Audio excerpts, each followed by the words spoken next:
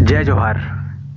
चुनाव थमने के बाद छत्तीसगढ़ का आदिवासी कहाँ खड़ा नजर आता है। साथियों, 2018 का विधानसभा चुनाव खत्म हुआ और हमारी जागरूकता का इम्तिहान भी खत्म हुआ।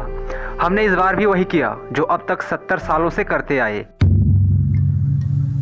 सरकार किसी की भी बने, एक पक्षी बने या द्विपक्षी बने, लेकिन जो चुनाव के समय यह पूर्व दृश्य देखा हुआ काफ़ी है यह बताने के लिए कि हमारी औकात अगले 5 साल तक कैसा रहेगा।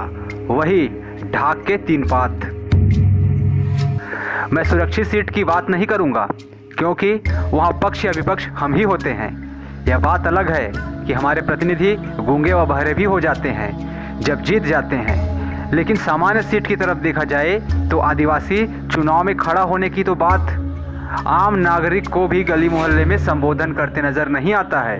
यदि आता भी है तो सिर्फ हाथ जोड़े खड़ा और उस शख्स का जिंदाबाद के नारे लगाते हुए जो उनको हाँ कर एक जगह इकट्ठा करता है। न मंच का हिस्सा होता है और न नेतृत्व करता, अर्थात सिर्फ ताली बजाकर सिर झुकाने वाला ही होता है। छत्तीसगढ़ राज्य का बहुसंख्यक सिर्फ गुलामी करते नजर आता है, चाहे वह राजा हो या रंक, जनप्रतिनिधि क्यों ना हो। साथियों, आखिर कब तक? क्यों हम नहीं जागते? क्यों हम में आत्मगौरव का ख्याल नहीं आता? जो कुछ हो चुका है और जो होने वाला है इसका 100% जिम्मेदार खुद आदिवासी पढ़े लिखे लोग हैं।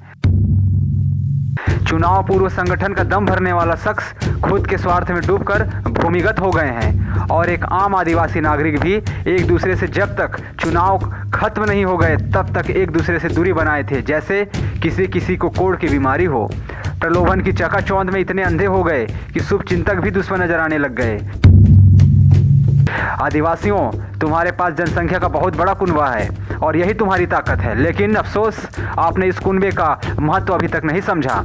लोग तेरी कुनबे का फायदा उठा उठा कर कोई लखपति बन गया, कोई करोड़पति बन गया तो कोई राज्य का प्रतिनिधि बन गया, पर तू कंगला का कंगला ही रहा।